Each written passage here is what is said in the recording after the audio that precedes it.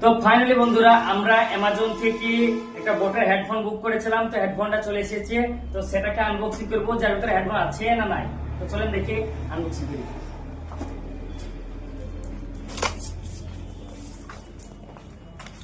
এর ভিতরে একটা সুন্দর একটা ঢপ দিয়েছে বোটের, তো দেখি খুলে।